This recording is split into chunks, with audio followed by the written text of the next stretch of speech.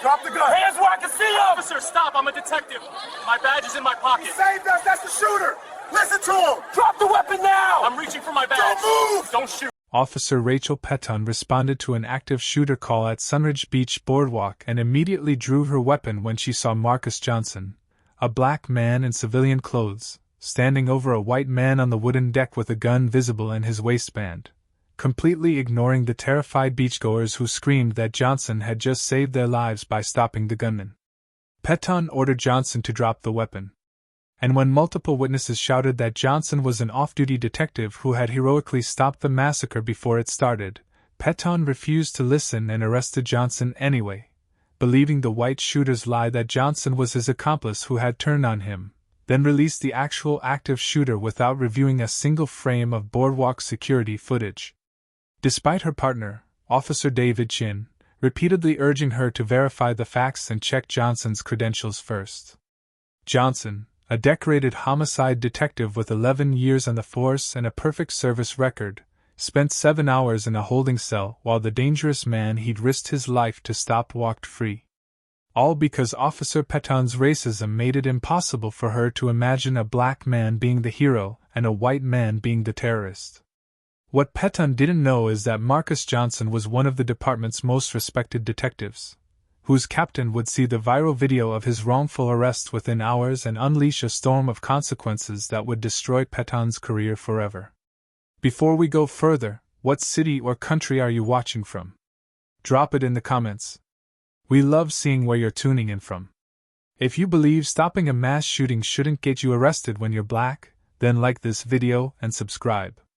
Detective Marcus Johnson pulled into the parking lot beside Sunridge Beach Boardwalk at exactly 4:47 p.m. on a warm Thursday afternoon with one simple mission: grab snacks from the boardwalk food stalls, pick up his daughter's favorite flavored popcorn from the corner vendor since they'd run out that morning, and be home within 30 minutes to help his wife prep for their anniversary dinner that evening. At 38 years old, Johnson had spent the last 11 years serving with the Metro Police Department, working his way up from patrol officer to homicide detective, earning commendations for solving some of the city's most difficult murder cases, including 3 that had gone cold for years before he cracked them. He had a 94% case closure rate, the highest in his division, and had been nominated for Detective of the Year twice. He was off duty, enjoying his first day off in 12 days after closing a particularly brutal double homicide case that had taken 3 months to solve. Johnson walked along the Sunbleached Boardwalk wearing civilian clothes, khaki shorts, a navy blue polo shirt, and comfortable sneakers. His detective shield and service weapon were locked in his car's glove compartment because he wasn't working and didn't want the weight of his duty belt on his day off. He grabbed a paper bag from the popcorn vendor and checked his phone, reviewing his wife's text list. Flavored popcorn, fresh lemonade from the corner stand, sunscreen for their daughter, and a beach toy she'd been asking for all week. Johnson smiled and headed along the boardwalk, completely unaware that in less than 4 minutes his life would be turned upside down, and his faith in the justice system he'd served for over a decade would be shattered. The boardwalk was moderately busy with the late afternoon crowd. Maybe 60 or 70 beachgoers browsing stalls, eating ice cream, walking dogs, watching the waves. Children played near the water's edge. Families sat on rented beach chairs. Johnson moved through the crowd at a relaxed pace, soaking in the salt air. He was passing the arcade section when he heard it, the distinct crack of a semi-automatic handgun being fired. Johnson's entire body went into tactical mode before his conscious mind even processed what was happening. He dropped into a crouch behind a beachside vendor cart, his hand instinctively reaching for his service weapon before remembering it was locked in his car 300 feet away. His detective training kicked in with crystal clarity. One shot, then screaming, fired from the far end of the boardwalk near the pier entrance. A .45 caliber handgun. Active shooter. People were in danger, and he was the only law enforcement officer in the area. He had no weapon, no backup, no radio. But he had 11 years of training and experience, and people were screaming for help.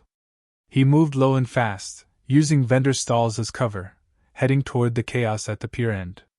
As he rounded the corner near the bait shop, He saw the situation unfold in horrifying detail. A white male in his mid-20s wearing a black tactical vest over a gray t-shirt stood near the pier entrance holding a .45 caliber semi-automatic handgun. The wooden planks near the souvenir kiosk showed blood spatter. An elderly man lay motionless on the ground, shot in the chest, while other beachgoers huddled behind benches and stall counters, some screaming, others frozen in silent terror. The gunman's voice rang out, loud and unhinged. "This is for everyone who ignored me. Everyone who laughed. You're all going to pay attention now." He raised the weapon toward a young mother who was shielding two small children behind her body. Johnson didn't hesitate. He assessed the tactical situation in 2 seconds. The shooter's stance was amateur, emotional, not trained. His attention was fixed forward on his next target. He wasn't scanning his flanks. Distance, approximately 35 feet. Johnson had no weapon, but he had the element of surprise and years of hand-to-hand combat training from the police academy and ongoing defensive tactics courses. Johnson moved. He came out in a full sprint, closing the distance with explosive speed. The shooter's head started to turn at the sound of footsteps, but Johnson was already on him. Johnson grabbed the shooter's gun wrist with both hands, executing a perfect weapon retention technique, twisting the wrist violently inward while simultaneously driving his shoulder into the shooter's chest with the force of a linebacker. The gun discharged once into the air as Johnson's combat training took over completely. He swept the shooter's legs, drove him face first into the sun-warmed wooden planks, and in one continuous motion wrenched the gun free from the shooter's grip with a joint lock that made the man scream in pain. Johnson immediately cleared the weapon, ejecting the magazine and racking the slide to remove the chambered round, rendering it safe. He tucked the gun into his waistband at the small of his back and drove his knee into the shooter's spine, pulling both arms behind the man's back in a control hold that made escape impossible. The entire sequence, from Johnson's first movement to the shooter being completely neutralized, took less than 5 seconds. It was textbook police defensive tactics executed with the precision of someone who had trained for this exact scenario hundreds of times. "I'm a police detective," Johnson shouted to the terrified beachgoers. "Someone call 911. Tell them officer needs assistance. Active shooter down. 1 civilian victim shot. We need paramedics immediately." A woman near the pier railing already had her phone out, her hands shaking as she spoke to the 911 dispatcher. "The police are already on the way," she called back. "I called when I heard the first shot." A teenage boardwalk employee had pulled out his phone and was recording everything, live streaming to his 250,000 TikTok followers. The videos showed Johnson's heroic takedown, his professional weapon disarming, his calm control of the situation. The comments were already flooding in. Less than 2 minutes later, the sound of sirens filled the beach parking lot. Heavy footsteps pounded the boardwalk planks. 2 patrol officers burst through the pier gate with their weapons drawn. Officer Rachel Peton in front, a white woman in her late 30s with 12 years on the force. And right behind her, Officer David Chin, an Asian American officer in his early 30s with 7 years of experience who had always looked up to Peton as a mentor. Peton's eyes swept the scene and locked onto the image in front of her. A black man in civilian clothes pinning a white man to the boardwalk, a gun clearly visible tucked into the black man's waistband, blood on the wooden planks, an elderly victim down, chaos everywhere. Peton's brain processed this through the filter of 12 years of ingrained bias and prejudice, and her conclusion was immediate and certain. The black man must be the shooter or an accomplice. The white man on the ground must be a victim trying to fight back. "Drop the weapon!" Peton shouted, her service weapon aimed directly at Johnson's center mass. "Get your hands where I can see them now." Johnson looked up at the officer, still maintaining his control hold on the actual shooter beneath him. "Officer Peton," Johnson said, recognizing her from the department even though they'd never worked together. "I'm Detective Marcus Johnson, Homicide Division, Badge 4782. This man is the active shooter. I disarmed him and I'm holding him for you. The weapon in my waistband is his gun. I cleared it and secured it." Before Johnson could say another word, The beachgoers erupted in a chorus of voices. "He saved us!" the young mother screamed, still clutching her 2 children. "That detective stopped the shooting!" another person shouted. "The white guy is the shooter!" someone else yelled. "He's a hero!" the woman who had called 911 called out. "Check his badge!" the boardwalk manager shouted from behind the souvenir kiosk. Peton's face twisted with irritation and certainty. "Everyone be quiet. I'll handle this." She kept her weapon trained on Johnson. "You!" she barked at him. "I don't care what you say you are. Get your hands off that weapon and put them on your head now." That was all Peton needed to hear. Her jaw set with certainty, and she tightened her grip. "Everyone needs to back away from this crime scene right now, or you'll all be detained as potential witnesses or accessories." The beachgoers erupted in protest. "This is insane! You're arresting a detective! Check the cameras! He saved our lives! That guy in the vest is the shooter!" Peton started shouting over them. "Clear this area now! This is an active crime scene! If you don't exit immediately, you'll be arrested for obstruction." The teenage employee kept his phone up, still live streaming as bystanders were forced away from the pier. His videos showed everything: Johnson in handcuffs, Peton's refusal to check his ID, the shooter standing free, beachgoers screaming the truth. The live stream had already reached 50,000 viewers and climbing. The comments were exploding with outrage.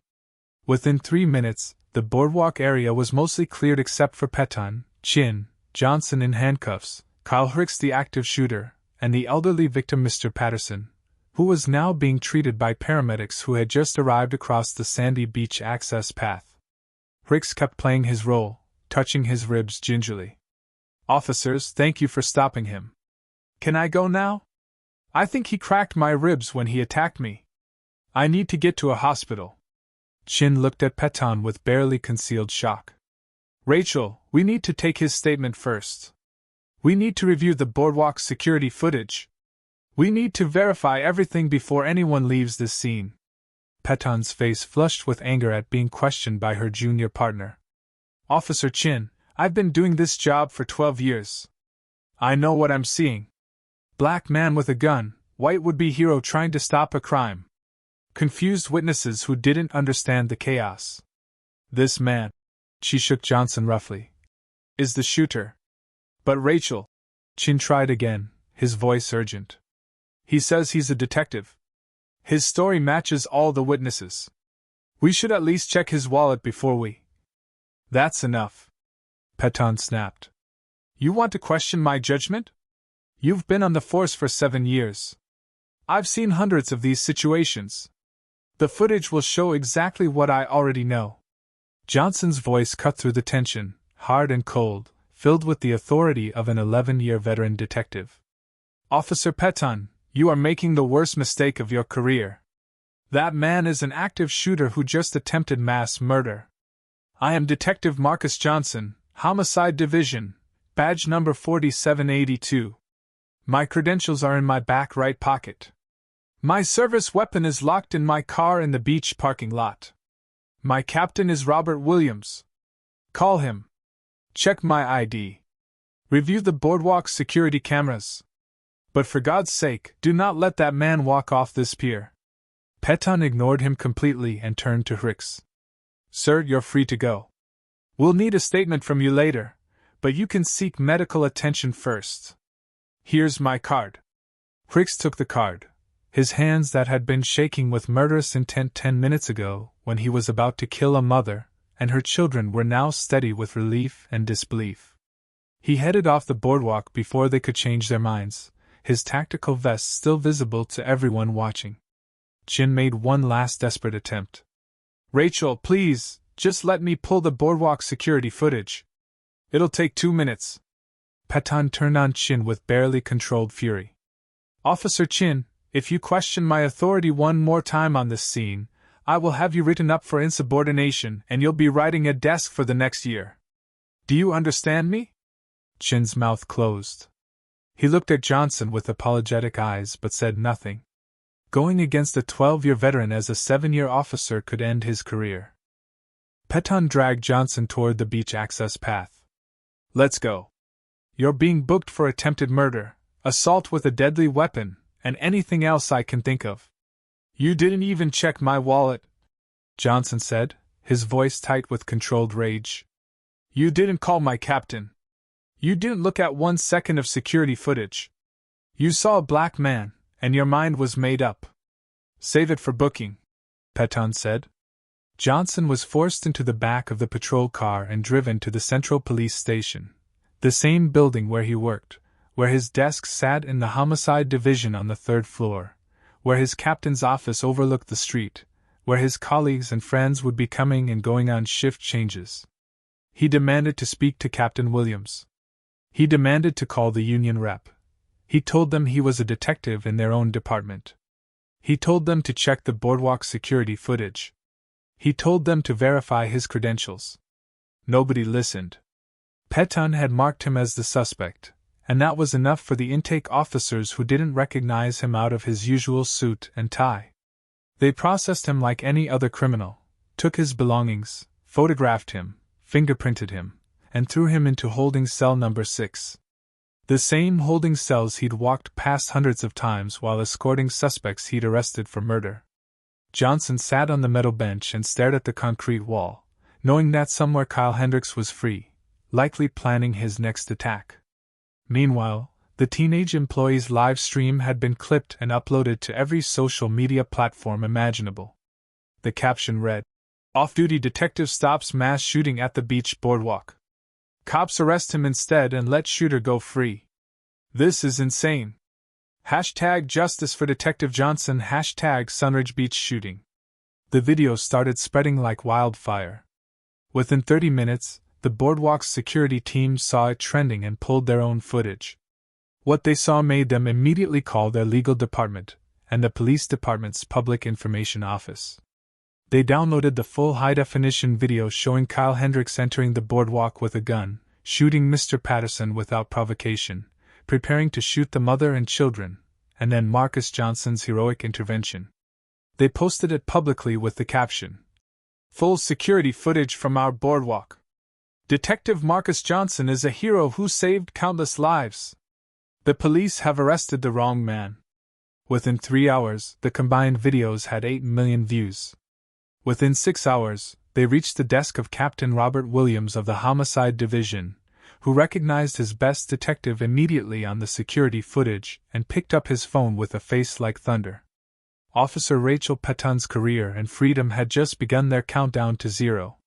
Detective Marcus Johnson sat in holding cell number 6 at the city police station, staring at walls he'd walked past 1,000 times as a free man and decorated officer. He had asked to speak to Captain Williams 9 times. He had demanded to call the police union representative 11 times. He had told every officer who passed by that he was a detective in their own department, and they were holding the wrong man. Each time the response was the same, either complete silence, dismissive laughter, or, "Sure you are, buddy. Everyone in here is innocent." At the boardwalk, Tyler, the teenage employee, sat in the beach parking lot with his phone absolutely exploding with notifications. The live stream he'd broadcast had reached 3 million views in just 2 hours. The comment section was on fire with outrage. People were tagging news stations, civil rights organizations, the police union, and local politicians demanding answers about why a detective was arrested while an active shooter walked free. Then Sunridge Beach Boardwalk's official account posted their security footage, and everything went nuclear. The crystal-clear surveillance video showed the entire incident from 6 different angles. Kyle Hendricks entering through the main boardwalk gate at 4:51 p.m., pulling a .45 caliber handgun from his tactical vest, approaching Mr. Patterson at the souvenir kiosk and shooting him in the chest without warning or provocation. The footage showed Hendricks raising the gun toward the young mother and her children. Then it showed Marcus Johnson sprinting from the arcade section, executing a perfect tactical takedown, disarming Hendricks with professional precision, clearing the weapon, and holding him safely until police arrived. Then it showed Officer Peton entering the boardwalk, immediately pointing her weapon at Johnson, and the chaotic arrest that followed while beachgoers desperately tried to explain the truth. Tyler's phone rang. It was a producer from CNN asking if they could interview him and use his footage. He said yes immediately and told them everything he'd witnessed, including Peton's absolute refusal to verify any facts before making arrests. Within the hour, 5 major news networks were running the story with headlines like, "Off-duty detective arrested after stopping beach boardwalk mass shooting while actual shooter goes free," and "Hero detective handcuffed while active shooter walks free. Witnesses say racism to blame." But the video also reached Captain Robert Williams. At exactly 6 hours and 23 minutes after Johnson's arrest, Captain Williams sat in his office reviewing case files when his assistant knocked on his door with unusual urgency. "Captain, you need to see this right now," she said, her voice shaking. "It's Detective Johnson." Captain Williams took the tablet and watched the boardwalk security footage, Johnson executing a perfect tactical takedown of an active shooter with the kind of professional precision that comes from years of police training.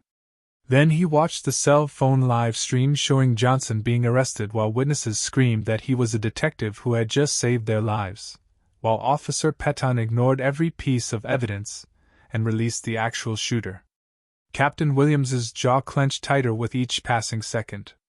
Marcus Johnson was his best detective, a man with an impeccable record, a man who had solved cases no one else could crack, a man he trusted completely. "How long has he been detained?" Williams asked, his voice dangerously quiet. "Approximately 6.5 hours, sir. He's in holding cell 6 downstairs in our own building." Captain Williams stood up so fast his chair rolled backward and hit the wall. He grabbed his phone and dialed the police chief's direct line. The phone rang once before Chief Patricia Hernandez answered. "Chief, this is Captain Williams from Homicide. We have a catastrophic situation. Detective Marcus Johnson, one of my best officers, was arrested 6 hours ago after stopping an active shooter at Sunridge Beach Boardwalk." The arresting officer, Rachel Peton, refused to check his credentials, refused to review security footage, and released the actual shooter. "Johnson has been sitting in our holding cells for over 6 hours while the real terrorist is in the wind. This is all on video. Millions of views. National news. We need to fix this immediately." Chief Hernandez's blood went cold.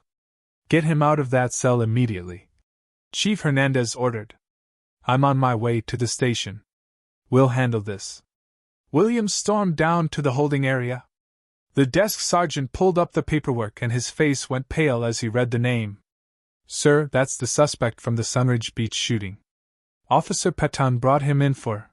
That suspect is Detective Marcus Johnson from my division," Williams said, his voice loud enough that everyone in the booking area could hear.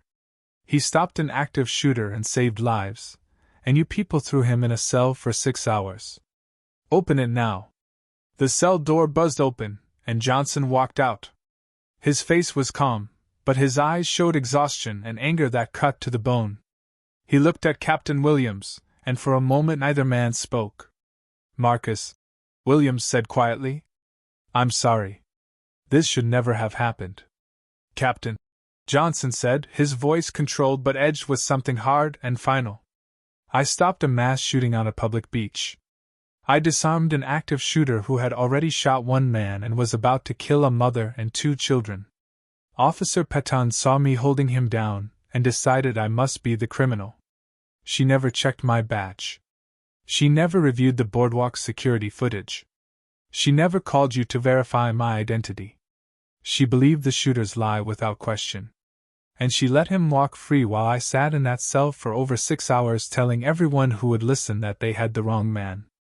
No one listened because they looked at me and saw a criminal instead of a detective." Williams had no response because he knew Johnson was absolutely right. This wasn't just a mistake. This was racism, and it had happened in their own building. They returned Johnson's belongings. His wallet with his detective's shield inside. His phone showing 89 missed calls and over 300 text messages. His keys. His phone was flooded with messages from other detectives in the division, from the police union, from news organizations, and from his terrified wife, who had seen the viral video and didn't know where he was. Chief Hernandez arrived at the station 22 minutes after Williams' call. She found Johnson standing in the lobby with Captain Williams, no longer in handcuffs, but his face showed the exhaustion and righteous anger of a man who had been betrayed by his own department. "Detective Johnson," Chief Hernandez said, "I cannot express how deeply sorry I am for what happened to you today. This department failed you in the worst possible way. Officer Peton has been suspended pending investigation. We're initiating termination proceedings." Johnson looked at the chief with eyes that had spent 11 years serving this department, solving murders, putting criminals away, protecting the community. "Where is Kyle Hendricks?" Hernandez's face tightened. "We have units searching for him now. We've issued a warrant for his arrest. We've contacted the FBI since he crossed state lines before, 7 hours too late," Johnson said quietly. "He could be anywhere by now. He could be planning another attack. All because Officer Peton looked at me and saw a black criminal instead of a detective saving lives." Johnson pulled out his phone and made a call. "This is Detective Marcus Johnson. I need to speak with Michael Torres from the Civil Rights Division. Michael, I need an attorney. I was arrested today for stopping a mass shooting while the officer let the actual shooter go free. Yes, it's all on video. Tens of millions of views already. I'm filing a federal lawsuit and I want to make sure this never happens to anyone else." He hung up and looked at Chief Hernandez and Captain Williams. "You'll be hearing from my attorney, from the police union, from the Department of Justice, and from every news organization in the country. What happened today doesn't end with an apology. This ends with accountability." Johnson walked out of the police station into a crowd of reporters, cameras, and protesters holding signs reading, "Justice for Detective Johnson, arrest the real shooter, and off-duty officers are still officers." He was free, but his fight for justice was just beginning. And somewhere out there, Kyle Hendricks was still at large. Officer Rachel Peton sat in her living room watching the news coverage of her own racist mistake go viral with 60 million views and climbing, realizing her entire career and life were about to collapse around her. Michael Torres, one of the city's most respected civil rights attorneys, took Marcus Johnson's case within 3 hours of his release and immediately filed a federal civil rights lawsuit seeking $25 million in damages. But Torres also did something that would prove devastating for Officer Rachel Peton. He subpoenaed her entire 12-year career record. What he found made his blood boil. Peton had 21 excessive force complaints filed against her over her career. 18 of those complaints came from Black or Hispanic suspects. She had 19 wrongful arrest complaints in her file. 16 were filed by minorities. Every single complaint had been dismissed or resulted in nothing more than a written warning that went into her file and was promptly ignored. Torres also discovered something worse. He pulled records of every arrest Peton had made over the past 5 years and found that 47% of her arrests of black suspects were later dismissed due to lack of evidence, procedural errors, or prosecutorial discretion. The number for white suspects was 9%. Peton had been systematically targeting minorities, making bad arrests based on racial assumptions, and the department had let it continue year after year. But the most damaging evidence came from the boardwalk security footage combined with the body camera footage from both officers. 6 high-definition cameras showed the entire incident in perfect clarity. And Officer David Chin's body camera had captured something even more revealing: the audio of him begging Peton multiple times to check Johnson's credentials and review the security footage before making any arrests. The audio clearly recorded Chin saying, "Rachel, maybe we should let him show us his badge. And, we need to check the security footage. And Rachel, please, everyone is saying the same thing." It captured Peton's responses, dismissive, angry, absolutely certain in her racist assumptions. "I'll handle it. Don't question my authority. I know what I'm seeing." The breaking point came when Torres obtained Kyle Hendricks's full background. Hendricks wasn't just a random active shooter. He had been investigated by the FBI for posting manifestos online threatening mass violence. He had been flagged by the FBI's Behavioral Analysis Unit as a potential domestic terrorist. He had purchased 5 firearms in the past 6 months, all legally, but all flagged by the ATF as a suspicious buying pattern. His social media was filled with manifestos about making people pay attention. The FBI had been monitoring him but hadn't had enough evidence for arrest, until he walked onto Sunridge Beach Boardwalk and shot an innocent man. And Officer Rachel Peton had looked directly at a domestic terrorist and let him walk free because her racism wouldn't allow her to believe a black man could be the hero. 4 days after Johnson's release, Kyle Hendricks was finally captured by FBI tactical teams after a standoff at a motel 200 miles away. In his room, they found 3 more firearms, 2,000 rounds of ammunition, body armor, and detailed plans for attacking a crowded shopping mall during the holiday season. The FBI estimated that if Hendricks had executed his plan, the casualty count could have exceeded 50 people. During his interrogation, Hendricks admitted that after Peton released him from the boardwalk, he'd felt invincible. "I shot someone and the cops let me go," he told FBI agents. "I knew I was meant to do this. They couldn't stop me." Torres made sure that fact was included in Johnson's lawsuit. Mr. Patterson, the elderly victim who had been shot at the boardwalk, survived after 3 surgeries and 2 months of recovery. But he would carry that bullet wound and the trauma for the rest of his life. Torres included Patterson's medical records and his victim impact statement in the lawsuit. The state attorney general reviewed all the evidence and announced that criminal charges would be filed against Officer Rachel Peton. The charges were serious: false arrest of a police officer, official misconduct, obstruction of justice for failing to review available evidence, civil rights violations, and aiding and abetting a domestic terrorist for releasing a dangerous criminal. Combined, Peton faced up to 30 years in prison. Marcus Johnson's full-service record was released to the public, and what the media discovered made Peton's actions even more unforgivable. Johnson wasn't just any detective. He was one of the most decorated officers in the department's history. 11 years of service, over 200 cases solved, 94% closure rate in homicide investigations. Johnson had received the Medal of Valor for rescuing 2 children from a burning building while off duty. He had received the Distinguished Service Medal for solving a serial murder case that had gone cold for 8 years. He had commendations from the mayor, the governor, and 3 police chiefs. He had personally trained new detectives in investigative techniques. The department considered him a model officer and a future captain. This was the man Officer Rachel Peton had thrown in a cell like a common criminal because his skin color didn't match her mental image of what a hero should look like. Torres arranged a press conference, and Marcus Johnson appeared in his police dress uniform with 11 years of ribbons and commendations displayed on his chest. The room fell silent as he stepped up to the microphone, his bearing showing every bit of the discipline and professionalism that had made him an exemplary officer.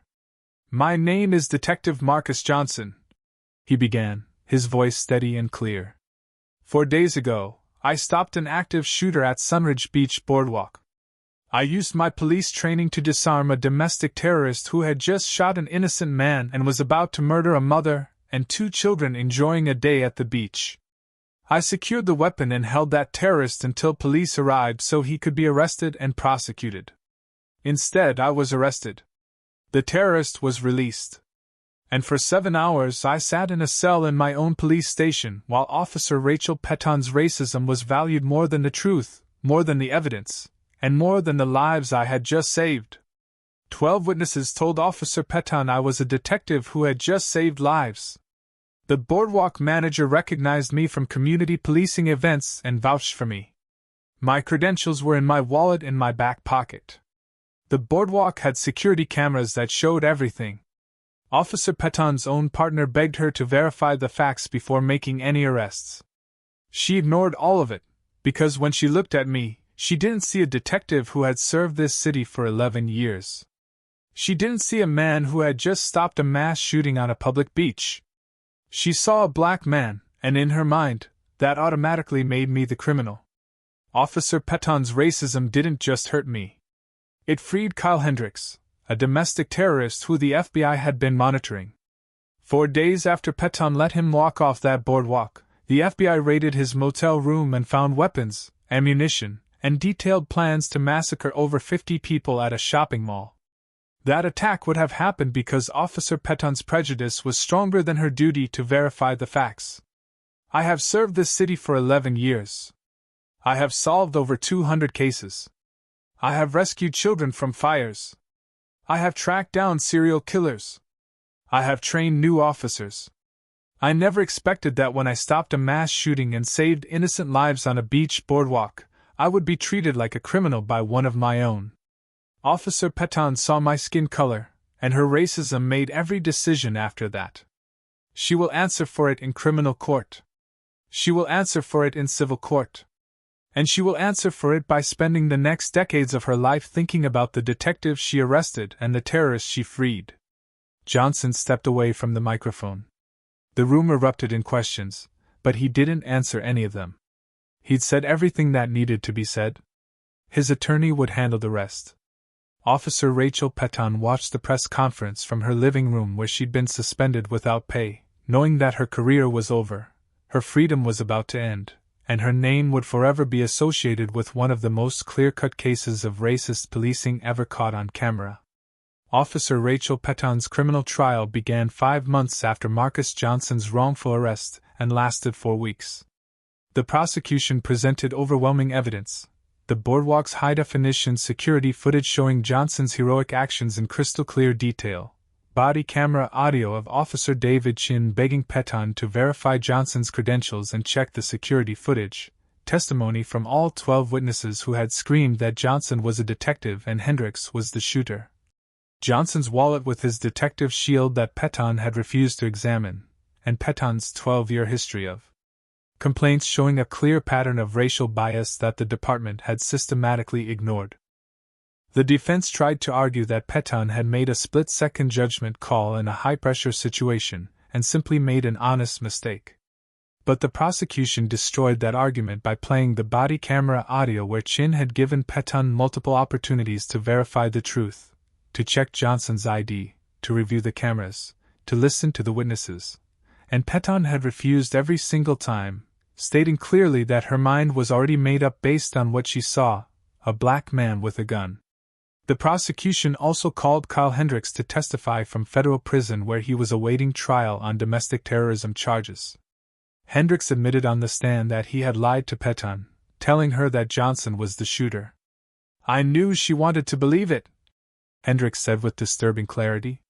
"She looked at him, and she looked at me, and I could see in her eyes that she'd already decided the black guy was guilty. So I played into it, and it worked. She let me go." The jury deliberated for 9 hours and returned guilty verdicts on all charges: false arrest of a police officer, official misconduct, obstruction of justice, civil rights violations, and aiding and abetting a domestic terrorist. Peton sat motionless as the verdicts were read, her face pale and empty, knowing her life as she'd known it was finished. At sentencing 3 weeks later, the judge showed no mercy. "Officer Peton, you were given a badge in the public's trust to serve and protect all citizens equally. Instead, you allowed your racial prejudice to dictate your actions in the worst possible way. You arrested a decorated detective who had just saved innocent lives on a public beach. You freed a domestic terrorist who went on to plan a mass casualty attack that could have killed dozens. Your racism endangered the community, betrayed the badge you wore, and destroyed the public's faith in law enforcement." The judge paused and looked directly at Peton. "I hereby sentence you to 25 years in state prison with the possibility of parole after serving 20 years. Peton was led away in handcuffs to begin her sentence. At 39 years old, she would be 59 at her earliest possible release. Her husband had already filed for divorce. Her teenage son refused to speak to her. She'd lost her pension, her benefits, and her freedom. The video of her arresting Johnson while witnesses screamed the truth had been viewed over 150 million times worldwide and was now used in police academies across the country as the definitive example of how racial bias destroys lives, careers, and communities. The city settled Marcus Johnson's federal lawsuit for the full $25 million rather than face a jury trial where the damages could have been even higher, the largest wrongful arrest payout in the state's history.